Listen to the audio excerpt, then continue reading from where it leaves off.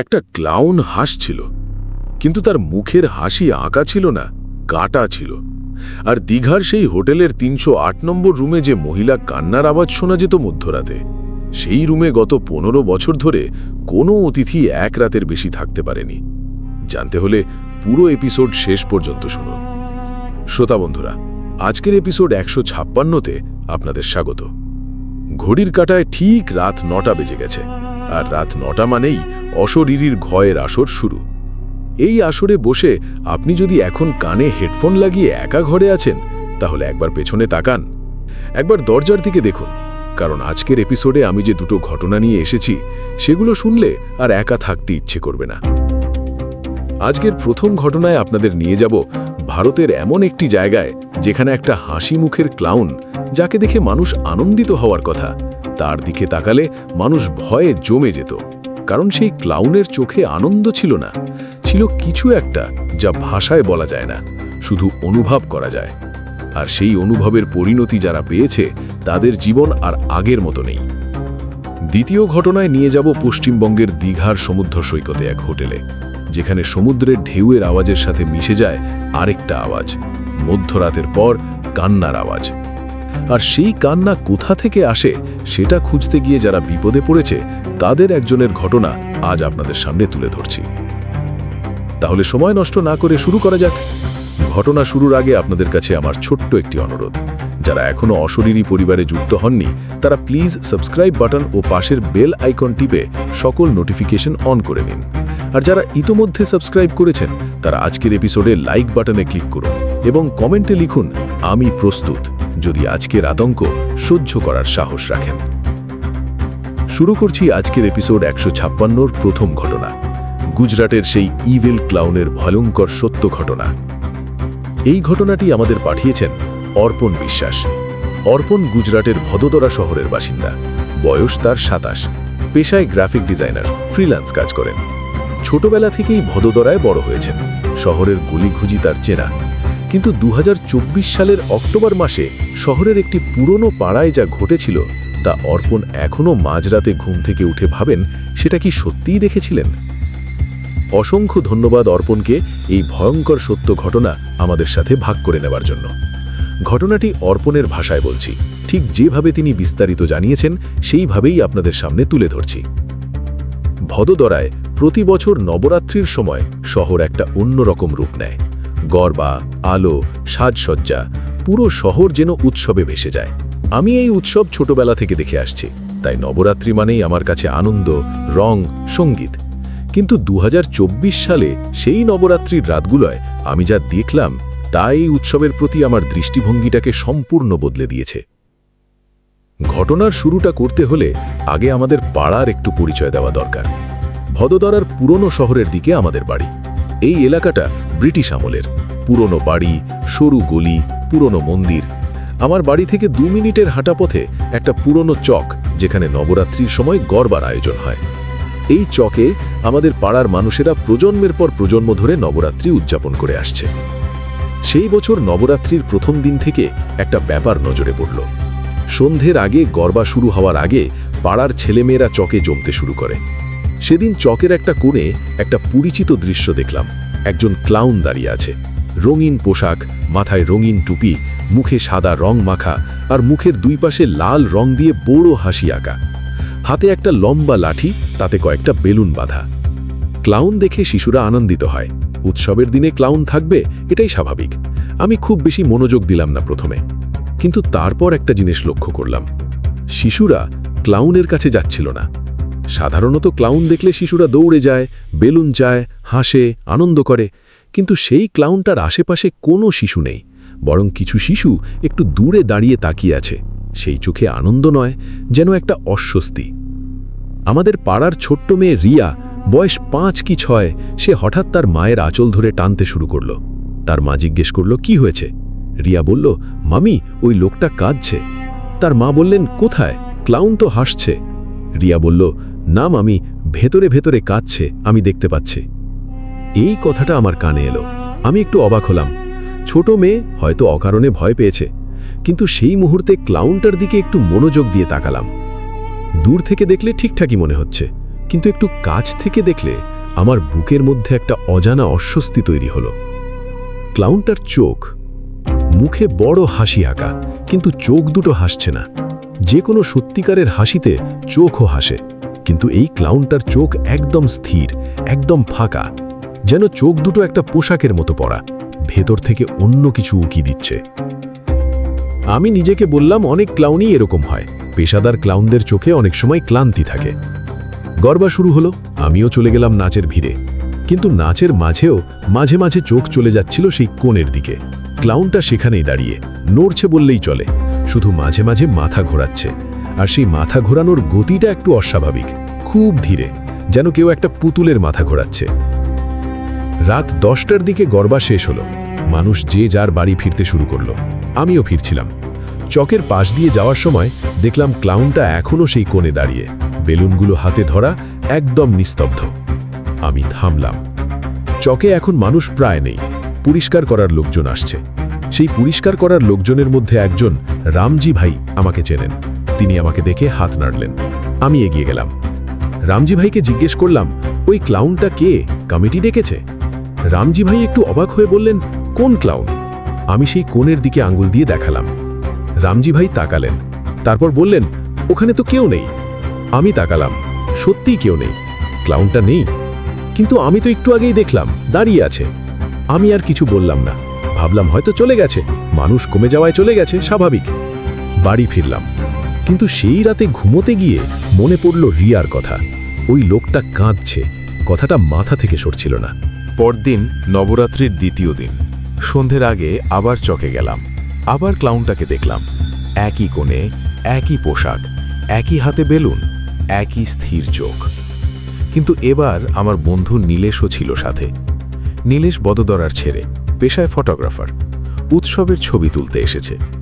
ক্লাউনটাকে দেখাতেই সে বলল, আরে ওর ছবি তুলি। ক্যামেরা তুলল। ক্লাউনটার দিকে ক্যামেরা তাক করতেই ক্লাউনটা ঘুরে গেল। ঠিক সেই মুহূর্তে মুখ আমাদের দিক থেকে ঘুরিয়ে নিল। নীলেশ হাসল, হেই বেটা চালাক, ছবি তুলতে দেবে না, বলে ক্যামেরা নামালো। ক্লাউনটা আবার ঘুরল, এবার মুখ আমাদের দিকে।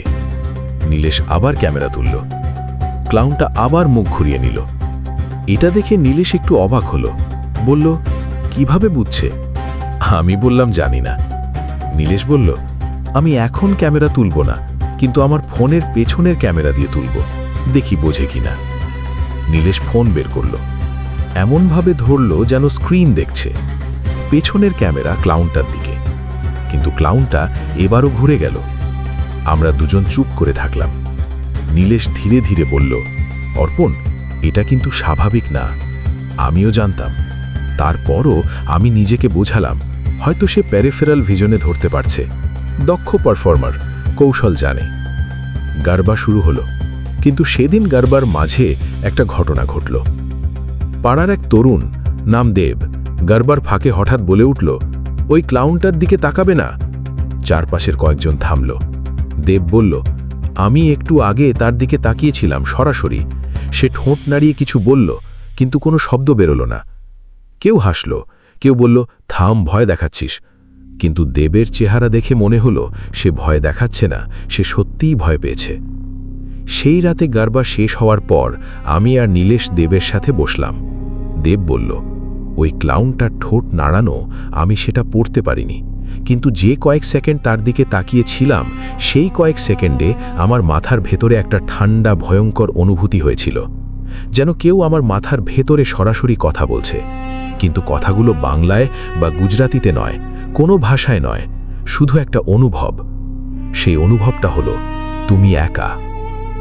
আমরা তিনজন চুপ করে বসে থাকলাম। তৃতীয় দিন, আমাদের পাড়ার আরেকটি ঘটনা হলো সেদিন। পাড়ার মুদিখানার মালিক কিশোর ভাই রাত 9টার দিকে দোকান বন্ধ করে বাড়ি ফিরছিলেন। চকের পাশ দিয়ে যাওয়ার সময় হঠাৎ তার মনে হলো কেউ পেছন থেকে তাকে ডাকছে। থামলেন, পেছনে তাকালেন, ক্লাউনটা দাঁড়িয়ে। রাত 9টায়, গারবা শেষ হওয়ার পরেও। কিশোর ভাই অবাক হয়ে বললেন, কে তুমি? এত রাতে এখানে কি করছো? ক্লাউনটা কিছু বলল না, শুধু হাত বাড়িয়ে দিল। কিশোর ভাই একটু অস্বস্তি বোধ করলেন। থাকতে দাও বেলুন, বলে এগিয়ে যেতে নিলেন। তখন ক্লাউনটা একটা শব্দ করল, হাসির মতো, কিন্তু সেই হাসির শব্দটা স্বাভাবিক হাসির শব্দ নয়। কিশোর ভাই বলেছিলেন পরে, সেই শব্দটা যেন একসাথে কান্না আর হাসি, যেন কেউ কাঁদতে কাঁদতে হাসছে। কিশোর ভাই দৌড়ে বাড়ি ঢুকে গেলেন। পরদিন সকালে পাড়ায় কানাঘোষা শুরু হলো। ক্লাউনটা কে ডেকেছে? নবরাত্রি কমিটির কাছে খোঁজ নেওয়া হলো। কমিটি বলল তারা কোনো ক্লাউন ডাকেনি। তাহলে ক্লাউনটা কে? পাড়ার কিছু ছেলে মিলে ঠিক করল পরের দিন সরাসরি ক্লাউনটার কাছে গিয়ে জিজ্ঞেস করবে। আমিও যোগ দিলাম সেই দলে। আমরা 6 জন, আমি, নীলেশ, দেব আর আরও 3 জন নবরাত্রির চতুর্থ দিন সন্ধে একসাথে গেলাম চকে। ক্লাউনটা সেই একই কোণে। আমরা এগিয়ে গেলাম। কাছে যেতেই প্রথমবারের মতো ক্লাউনটার সব কিছু ভালো করে দেখা গেল। পোশাকটা রঙিন ঠিকই, কিন্তু একটু পুরনো, কিছু জায়গায় রং উঠে গেছে। টুপিটা একদিকে কাত হয়ে আছে।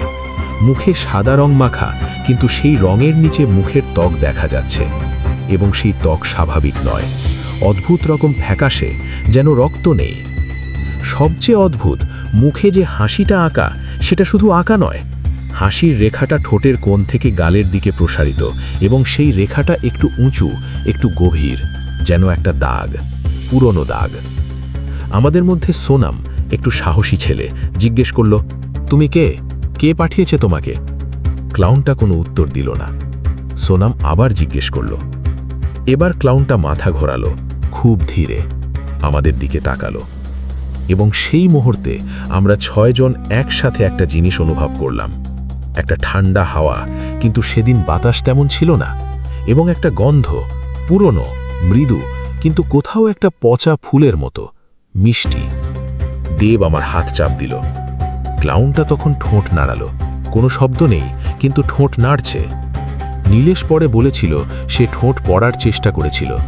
ক্লাউনটা বারবার একই কথা বলছিল, কিন্তু কি বলছিল সেটা বোঝা যায়নি। সোনাম বলল, চলো। আমরা পিছু হটতে শুরু করলাম, কিন্তু তখন আমি একটা জিনিস দেখলাম। ক্লাউনটার হাতে যে বেলুনগুলো ছিল, সেগুলো হঠাৎ এক একটা করে ফাটতে শুরু করলো।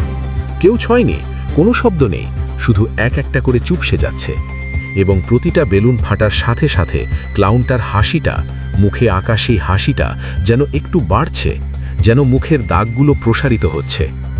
আমি সেটা দেখলাম আর থাকিনি। দেব, নীলেশ, আমরা 3 জন একসাথে সরে গেলাম। সোনাম আর বাকি 2 জন একটু দেরি করে সরল। সেই রাতে পুরো পাড়ায় একটা আলোচনা শুরু হলো। ক্লাউনটা কে? কোথা থেকে আসছে? কেন এখানে দাঁড়িয়ে থাকছে? কেউ জানে না। কমিটি তো বলেই দিয়েছে তারা ডাকেনি। পাড়ার একজন বয়স্ক মানুষ, দাদাজি বলে সবাই তাকে ডাকে, বললেন, এই পাড়াতে আগে একবার এরকম হয়েছিল, অনেক বছর আগে। তখনও একটা মানুষ আসতো, ঠিক মানুষের মতো দেখতে, কিন্তু কিছু একটা আলাদা ছিল। তখন পাড়ার পুরোহিত বলেছিলেন, এগুলো শুভ নয়। কিছু সত্তা আছে যারা মানুষের রূপ নিয়ে ঘুরে বেড়ায়। উৎসবের আলোয় ভিড়ের মধ্যে মিশে যায়, কারণ উৎসবে মানুষের আবেগ সবচেয়ে খোলা থাকে, আর সেই খোলা আবেগ থেকে তারা শক্তি সংগ্রহ করে। দাদাজির কথা শুনে অনেকে হাসল, কিন্তু আমি আর নীলেশ চুপ করে থাকলাম। 5ম দিন।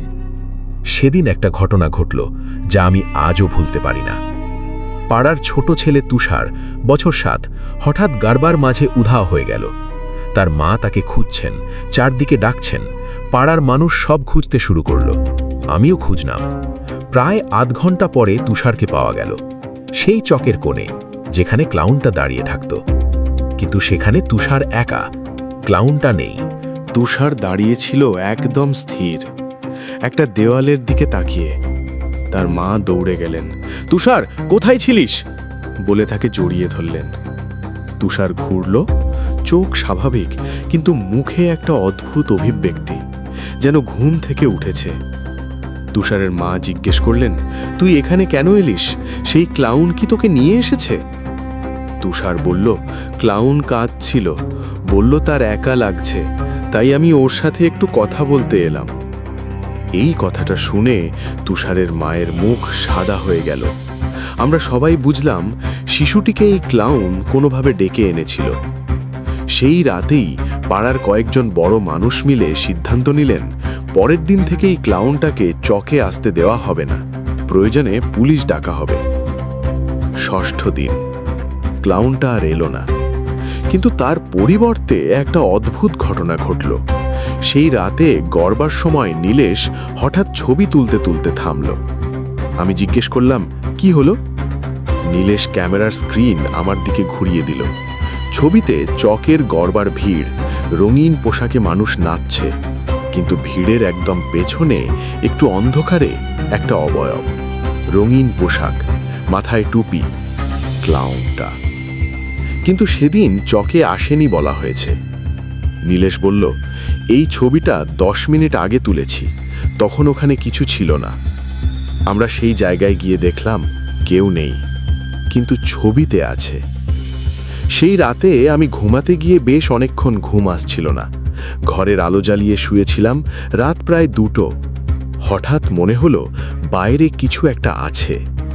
আমার ঘরের জানালা রাস্তার দিকে, পর্দা টানা ছিল, কিন্তু পর্দার নিচের একটু ফাঁক দিয়ে রাস্তার আলো ঘরে আসছিল। সেই আলো হঠাৎ বন্ধ হয়ে গেল, মানে কিছু একটা জানালার বাইরে দাঁড়িয়েছে। আমি উঠে বসলাম, কয়েক সেকেন্ড চুপ করে বসে থাকলাম। তারপর আস্তে আস্তে পর্দার কাছে গেলাম, হাত দিয়ে পর্দার কোণটা একটু সরালাম। জানালার বাইরে কেউ নেই, কিন্তু রাস্তার আলোটা আবার জ্বলছে।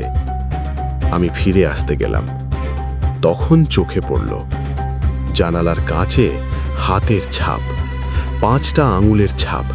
বাইরে থেকে কাঁচে হাত দিয়েছে, কিন্তু ছাপটা স্বাভাবিক নয়। আঙুলগুলো একটু লম্বা, একটু সরু, এবং আঙুলের মাথায় যেখানে নখ থাকে সেখানে গোলাকার দাগ। আমি কাঁচের দিকে তাকিয়ে থাকলাম। পরদিন সকালে নীলেশ এলো, ছাপটা দেখল, ছবি তুলল, বলল, এই ছাপ মানুষের হাতের না। আমি বললাম, কিভাবে বুঝলি? সে বলল, আঙুলের দৈর্ঘ্যের অনুপাত স্বাভাবিক মানুষের হাতের মতো না, আর নখের দাগ মানুষের নখ এভাবে গোল হয় না। সেদিন আমরা দাদাজির কাছে গেলাম, সব খুললাম, ছবিগুলো দেখালাম। দাদাজি বললেন, আমি যা বলেছিলাম সেটা মনে আছে? উৎসবের সময় কিছু সত্তা মানুষের ভিড়ে মিশে যায়। এই ক্লাউনটা তেমনই কিছু। সে শিশুটিকে ডাকতে পেরেছিল। শিশুরা এদের বেশি অনুভব করতে পারে। শিশুটি বলেছিল সে একাকিত্ব অনুভব করছে। এটা সত্যি হতে পারে। এই সত্তাগুলো কখনো কখনো নিজেরাও ক্লান্ত, কখনো বিভ্রান্ত, কিন্তু এরা বিপজ্জনক, কারণ এরা মানুষের আবেগকে টার্গেট করে। দাদাজি বললেন, এখন একটাই উপায়, তোমাদের পাড়ার পুরোহিতকে ডাকো। উৎসবের শুরুতে যে হোম হয় সেটার পর একটা বিশেষ পূজা করতে হবে। যে উৎসবের জায়গায় পবিত্র মন্ত্রের বলয় তৈরি হয় সেখানে এই ধরনের সত্তা টিকতে পারে না। পাড়ার কমিটি রাজি হলো। 7ম দিনে নবরাত্রির আগে বিশেষ পূজার আয়োজন হলো। সেই সন্ধ্যায় চকে পুরোহিত আসলেন। সংস্কৃত মন্ত্র পাঠ হলো, আগুন জ্বলল। পুজো শেষে গরবা শুরু হলো। সেই রাতে ক্লাউনটাকে আর দেখা গেল না। 8ম দিন, 9ম দিন, না, ক্লাউনটা আর এলো না। কিন্তু নবরাত্রির শেষ রাতে একটা ঘটনা ঘটল। পাড়ার দক্ষিণ মাথায় একটা পুরনো বাড়ি আছে, বহু বছর ধরে খালি। সেই রাতে বাড়িটার সামনে দিয়ে কেউ যাওয়ার সময় দেখল বাড়ির ছাদে কেউ দাঁড়িয়ে, রঙিন পোশাক, মাথায় টুপি। সে পাড়ার মানুষদের ডাকল, কয়েকজন এলো। ছাদে উঠে দেখা গেল কেউ নেই, শুধু মেঝেতে একটা বেলুন পড়ে আছে, চুপসানো। এখন নবরাত্রি চলে গেছে, ক্লাউনটাকে আর কেউ দেখেনি পাড়ায়। কিন্তু দেব বলেছে মাঝে মাঝে রাতে বাড়ি ফেরার পথে তার মনে হয় কেউ তার পেছনে হাসছে। ফিরে তাকালে কেউ থাকে না। আর তুষার, সেই ছোট্ট ছেলেটা, সে এখন ঘুমের মধ্যে বারবার বলে ওঠে, কাঁদো না, আমি আছি। তার মা প্রতি রাতে পাশে বসে থাকেন। অর্পণের ভাষায় শেষ কথাটা আমাকে ভাবিয়েছে। সে বলেছিল, ভাই, ক্লাউন মানে হাসি, কিন্তু যখন হাসি আর চোখ আলাদা হয়ে যায়, হাসি মুখে আর চোখে কিছু অন্য, তখন সেই হাসিকে আর হাসি বলা যায় না। সেটা হয় একটা মুখোশ। আর মুখোশের পেছনে কি আছে সেটা জানতে যাওয়া সবসময় বুদ্ধিমানের কাজ নয়। মনে রাখবেন, কোনো ক্লাউন যদি কখনো আপনার দিকে তাকিয়ে থাকে কিন্তু কাছে আসে না, যদি তার চোখে হাসি না থাকে, সেদিন দূরে থাকুন। কারণ যে হাসে কিন্তু আনন্দিত নয়, সে কি চায় সেটা বোঝার আগেই ভুল হয়ে যেতে পারে। এই ছিল আজকের প্রথম ঘটনা। রাত 9টা মানেই অশরীরীর ভয়ের আসর। এখানে গল্প নয়, ঘটনা শোনানো হয়। ঘটনাটি কেমন লাগলো অবশ্যই কমেন্ট বক্সে জানাবেন। আপনারা কী ধরনের ঘটনা শুনতে চান সেটাও কমেন্টে জানাতে পারেন। আর মনে রাখবেন, অশরীরী কখনো কালো জাদু, অন্ধবিশ্বাস ও কুসংস্কারকে প্রমোট করে না। অশরীরীর সকল ঘটনা আপনি বিশ্বাস করবেন কি করবেন না সেটা একান্তই আপনার নিজের ব্যাপার, তবে বিনোদন হিসেবে নেওয়াই হবে বুদ্ধিমানের কাজ। এবার প্রস্তুত হন আজকের দ্বিতীয় ঘটনার জন্য। এবার আমরা পাড়ি দেব পশ্চিমবঙ্গের দীঘায়, সেই শহরে যেখানে ঢেউয়ের শব্দের মধ্যে মিশে যায় আরেকটা শব্দ, একটা কান্নার শব্দ। এবং সেই কান্নার উৎস যে হোটেলের ঘর, সেই ঘরে রাতে থাকতে গিয়ে যা ঘটেছিল এক পরিবারের সাথে, তা শুনলে আপনি ভাববেন সমুদ্রের ধারে যাওয়ার আগে হোটেল রুমের পরিচয়টুকু একটু বেশি করে জেনে নেওয়া উচিত।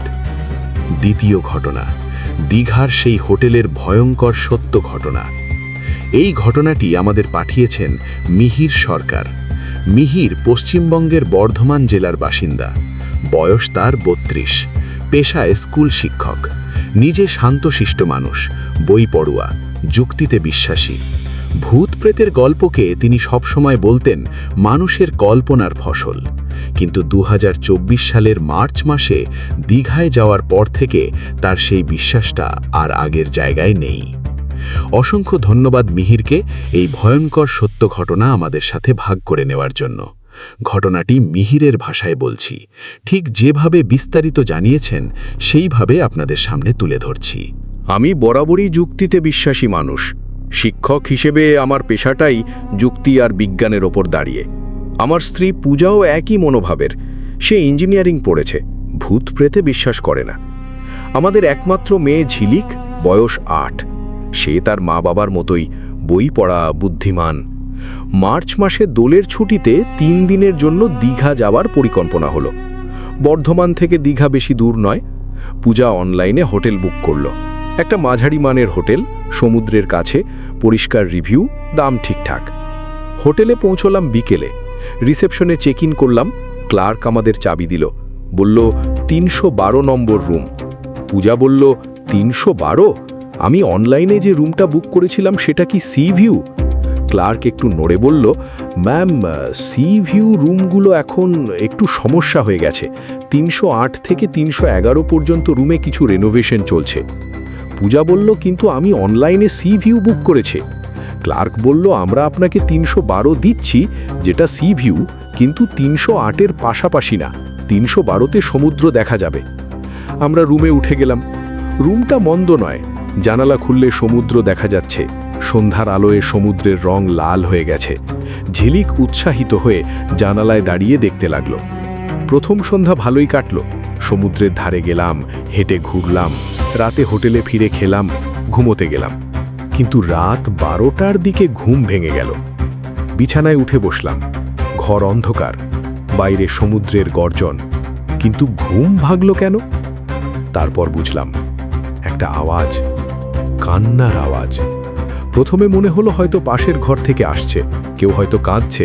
রাতে মানুষ কাঁদে, কিন্তু আওয়াজটা একটু শুনলেই বোঝা যায় স্বাভাবিক কান্নার মতো নয়। এই কান্নায় একটা সুর আছে, ওঠানামা আছে, যেন খুব পুরনো একটা কান্না, যে অনেক দিন ধরে কাঁদছে এবং কান্নার একটা নিজস্ব সুর তৈরি হয়ে গেছে। পূজা পাশে ঘুমোচ্ছিল, ঝিলিকোর পাশে। আমি উঠলাম, কানটা দরজার কাছে নিয়ে গেলাম। না, করিডোর থেকে নয়। জানালার কাছে গেলাম, না, বাইরে থেকেও না। তাহলে আওয়াজটা আসছে দেওয়ালের ভেতর থেকে। আমাদের 312 নম্বর রুমের পাশে কোনো রুম নেই বাঁদিকে, সেদিকে একটা সিঁড়ির ঘর, কিন্তু ডান দিকে পরের রুম। আমি ডান দেওয়ালে কান দিলাম। আওয়াজটা স্পষ্ট হলো। কান্নার সাথে আরেকটা জিনিস, কেউ কথা বলছে ফিসফিস করে। শব্দ বোঝা যাচ্ছে না, কিন্তু কথা বলছে। আমি পূজাকে ডাকলাম, সে উঠল। আমি বললাম, এই কান্নার আওয়াজটা শুনতে পাচ্ছ?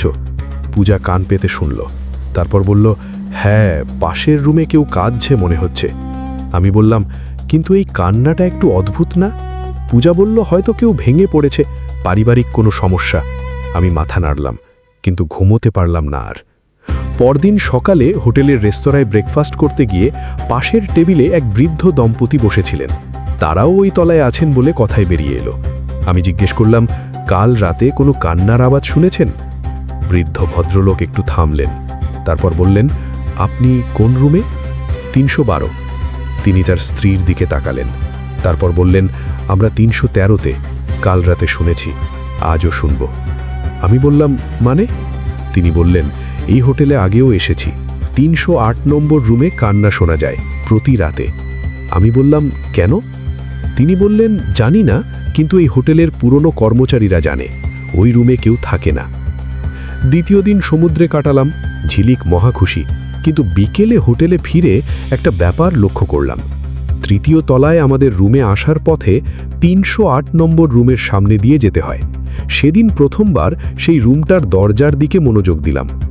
দরজায় কোনো ডু নট ডিস্টার্ব ট্যাগ নেই, দরজার নিচের ফাঁক দিয়ে কোনো আলো দেখা যাচ্ছে না, দরজাটা একদম সাধারণ। কিন্তু দরজার সামনে দাঁড়াতেই একটা অনুভূতি হলো, ঠান্ডা। করিডোরের বাকি অংশ স্বাভাবিক, কিন্তু 308-এর দরজার সামনে স্পষ্ট বেশি ঠান্ডা। এয়ার কন্ডিশনার ভেতরে চলছে কি? কিন্তু রুম খালি থাকলে এয়ার কন্ডিশনার চলার কথা নয়। আমি হাত দিয়ে দরজার পাশের দেওয়াল স্পর্শ করলাম, ঠান্ডা। বাকি দেওয়াল স্পর্শ করলাম, সাধারণ। রাতে খাওয়ার পর হোটেলের একজন পুরনো কর্মচারীর সাথে কথা হলো, নাম সুনীল। সে প্রায় 10 বছর ধরে এই হোটেলে কাজ করে। আমি সরাসরি জিজ্ঞেস করলাম, 308 নম্বর রুমে কি সমস্যা? সুনীল একটু থামল, তারপর বলল, স্যার, আমি বলতে চাই না। আমি বললাম, আমি রাতে কান্নার আওয়াজ শুনেছি, আমার স্ত্রী শুনেছে, আমার মেয়ে আছে এখানে, আমি জানতে চাই। সুনীল একটু পরে বলল, স্যার, প্রায় 15 বছর আগের কথা, তখন আমি ছিলাম না, কিন্তু পুরনো লোকজনের মুখে শুনেছি। ওই রুমে একটা মহিলা ছিলেন, একা এসেছিলেন, কাউকে জানাননি কোথায় যাচ্ছেন। 3 দিন ছিলেন। তৃতীয় দিন রাতে হোটেলের কেউ আর তাকে দেখেনি। চেক আউটের সময় রুম নক করা হলো, দরজা খোলা হলো, ভেতরে কেউ নেই, জিনিসপত্র আছে, কিন্তু মহিলা নেই। আমি বললাম, পুলিশ? সুনীল বলল, হ্যাঁ, পুলিশ এসেছিল, কিন্তু মহিলার কোনো খোঁজ পাওয়া যায়নি। সমুদ্রে যাননি, অন্তত সেরকম কোনো প্রমাণ নেই, শুধু অদৃশ্য হয়ে গেছেন। আমি বললাম, আর রুমে কান্নার আওয়াজ? সুনীল বলল, তারপর থেকেই শোনা যাচ্ছে, কখনো থামেনি। প্রতি রাতে মধ্যরাতের পর শুরু হয়, ভোরের আগে থামে। আমি জিজ্ঞেস করলাম, হোটেল কর্তৃপক্ষ কিছু করেনি? সুনীল বলল, করেছে, পুজো হয়েছে, ঝাড়ফুঁক হয়েছে, কিন্তু কান্না থামেনি। তাই রুমটা বন্ধ রাখা হয়, কাউকে দেওয়া হয় না, যে কারণে আপনাকে বলেছে রেনোভেশন চলছে। আমি বললাম, 15 বছর? সুনীল মাথা নাড়ল। আমি বললাম, কোনো গেস্ট কি ওই রুমে থেকেছে এই 15 বছরে? সুনীল বলল, একবার 5 বছর আগে একজন ট্যুরিস্ট জোর করে বললেন সি ভিউ তো সি ভিউ দিতে হবে। ম্যানেজার বাধ্য হলেন, রুম দিলেন। সেই গেস্ট সকালে এসে বললেন, আর 1 মিনিটও থাকবেন না। রাতে কি হয়েছে জিজ্ঞেস করলে শুধু বলেছেন, সারা রাত কেউ আমার পাশে বসেছিল। আমরা আর কথা বাড়ালাম না। রুমে ফিরে দেখলাম ঝিলিক ঘুমিয়ে গেছে। পূজাকে সব বললাম। পূজা বলল, মিহির, কাল সন্ধ্যায় ঝিলিক কি বলেছিল খেয়াল করেছ? আমি বললাম, কি? পূজা বলল, সমুদ্র থেকে ফেরার পথে 308-এর সামনে দিয়ে যাওয়ার সময় ঝিলিক বলল, ওই ঘরে কেউ একা আছে। আমি তখন বলেছিলাম রুম খালি, কিন্তু সে বলল, না মা, কেউ আছে, একটু বলো না, কান দিলে শোনা যাবে। আমি বলেছিলাম ওখানে কেউ নেই, কিন্তু ঝিলিক আর কথা বলল না। ছোট শিশু মানেই যেন তারা কিছু অনুভব করতে পারে, যা বড়রা পারে না। সেই রাত 1টার দিকে ঘুম ভেঙে গেল। এবার কান্নার আওয়াজ নেই, অন্য কিছু। ঘরের মধ্যে একটা গন্ধ, ফুলের গন্ধ, কিন্তু ঘরে কোনো ফুল নেই। পূজা ফুল রাখেনি, হোটেল থেকেও কোনো ফুল দেওয়া হয়নি, কিন্তু গন্ধটা স্পষ্ট, সন্ধে মালিতির মতো, যে ফুল সন্ধে ফোটে। আমি উঠে বসলাম। ঘরের আলো অফ, জানালার পর্দা টানা, বাইরে থেকে সামান্য আলো আসছে। আমার চোখ একটু একটু করে অন্ধকারে শুয়ে এলো। তখন দেখলাম ঘরের কোণে, দরজার কাছে একটা অবয়ব, মানুষের মতো দাঁড়িয়ে, কিন্তু একটু অস্পষ্ট, যেন ধোঁয়ার তৈরি। আমার বুক একটা ঢিপ করে উঠল। অবয়বটা নড়ল না, স্থির দাঁড়িয়ে। আমি ডাকলাম, পূজা। পূজার ঘুম হালকা, সে সাথে সাথে উঠল, বলল, কি হয়েছে? আমি বললাম, ওই কোণে তাকাও। পূজা তাকালো, 2 সেকেন্ড চুপ, তারপর বলল, মিহির, কিছু একটা আছে। আমরা দুজনে একসাথে দেখছি, অবয়বটা দাঁড়িয়ে এখনো।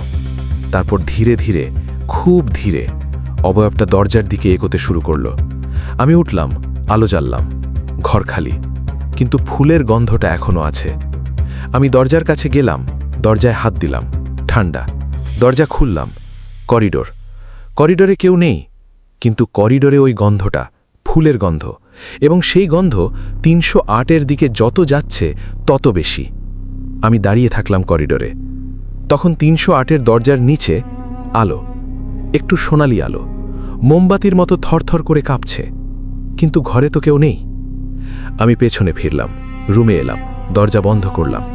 পূজাকে বললাম সব। পূজা শান্ত গলায় বলল, আমরা কাল সকালেই চেক আউট করব। আমি বললাম, কিন্তু আরেকটা দিন বাকি। পূজা বলল, মিহির, ঝিলিক এখানে আছে। সেই কথাটাই যথেষ্ট ছিল। সেই রাতটা আমরা জেগে কাটালাম, আলো জ্বালিয়ে পাশাপাশি বসে। রাত 2 থেকে 3টে পর্যন্ত কান্নার আওয়াজ এলো। এবার স্পষ্ট, আগের দিনের চেয়ে বেশি কাছ থেকে মনে হচ্ছিল। কিন্তু ঝিলিক ঘুমিয়ে রইল, একদম নিবিড় ঘুম, যেটা একটু অবাক করল আমাদের, কারণ মেয়ে ঘুমে একটু সচেতন, সামান্য শব্দেও জেগে যায়। সকাল হতেই চেক আউট করলাম। রিসেপশনে ক্লার্ককে বললাম সব। সে মুখ নামালো, বলল, আমরা দুঃখিত স্যার, আমাদের উচিত ছিল আগেই আপনাদের জানানো। আমি বললাম, 308 রুমটা ঠিকমতো বন্ধ রাখুন, কোনো অতিথিকে পাশের রুম দেওয়ার আগে অন্তত জানান। ক্লার্ক মাথা নাড়ল। বর্ধমানে ফিরে এলাম। ঘরে পৌঁছতে পৌঁছতে বিকেল। সেই রাতে ঝিলিক হঠাৎ রাত 12টায় উঠে বসল। আমি পাশে ছিলাম, বললাম, কি হয়েছে? ঝিলিক বলল, মা কোথায়? আমি বললাম, পাশে শুয়ে। ঝিলিক বলল, না বাবা, ওই দীঘার ঘরের মহিলা, সে কোথায় গেল? আমি হিমশীতল হয়ে গেলাম, বললাম, কোন মহিলা? ঝিলিক বলল, যে রাতে আমার পাশে বসেছিল, কাঁদছিল, আমি হাত ধরেছিলাম। আমি কিছু বলতে পারলাম না। ঝিলিক বলল, সে বলল তার আর ফেরা হবে না। তুমি কি জানো বাবা, তার ফেরা হবে কিনা? আমি মেয়েকে জড়িয়ে ধরলাম। সেই রাতে ঝিলিক আর কিছু বলল না, আবার ঘুমিয়ে পড়ল, কিন্তু আমি জেগে রইলাম। পরের দিন আমি সেই হোটেলে ফোন করলাম, সুনীলকে চাইলাম। সে এলো। আমি বললাম, 15 বছর আগে যে মহিলা অদৃশ্য হয়েছিলেন, তার নাম কি? সুনীল বলল, স্যার, এটা আমার বলার কথা না। আমি বললাম, আমার মেয়ে রাতে তার কথা বলেছে। দীর্ঘ নিস্তব্ধতা। তারপর সুনীল বলল, স্যার, আমি শুধু এইটুকুই জানি, ওই মহিলা অনেক দূর থেকে একা এসেছিলেন, কেউ জানত না সে কোথায় গেছে। পরে পরিবার পুলিশে খোঁজ দিয়েছিল, পুলিশ এসেছিল, কিন্তু কোনো খোঁজ পাওয়া যায়নি। তিনি কোথায় গেলেন, এই রহস্য আজও অমীমাংসিত। আমি ফোন রেখে দিলাম। মিহির বলেছেন, সেই থেকে প্রতি রাতে তিনি ঘুমাতে যাওয়ার আগে একবার মেয়ের দিকে তাকান।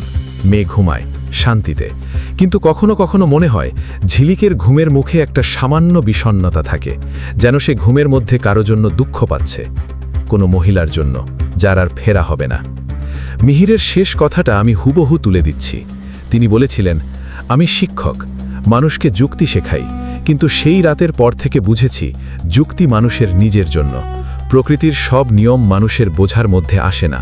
আর দীঘার সেই হোটেলের 308 নম্বর রুমে কেউ একজন আছে 15 বছর ধরে, যে ফিরতে পারেনি, তার কান্না থামেনি, হয়তো কখনো থামবে না। এটা ভূতের ঘটনা কিনা সেটা আমি বলবো না, কিন্তু একটা মানুষ হারিয়ে গেছে, তার বেদনা হয়তো সেই ঘরের দেওয়ালে এখনো আটকে আছে, এটুকু আমি বিশ্বাস করি। শ্রোতা বন্ধুরা, আজকের এপিসোড 156-র 2টি ঘটনা এখানেই শেষ করলাম। ভদোদরার সেই উৎসবের চকে যে ক্লাউনটা দাঁড়িয়ে থাকত, যার চোখে হাসি ছিল না, যার হাসি ছিল মুখোশ, সে কোথা থেকে এসেছিল, কেন এসেছিল, কোথায় গেল, আজও কেউ জানে না। আর দীঘার সেই হোটেলের 308 নম্বর রুমে 15 বছর ধরে যে কান্না থামেনি, সেই কান্নার শেষ কবে হবে কেউ বলতে পারে না। এই 2টি ঘটনা আমাদের মনে করিয়ে দেয়, হাসি মুখের মানুষও ভয়ের কারণ হতে পারে, যদি সেই হাসির পেছনে কিছু আলাদা থাকে।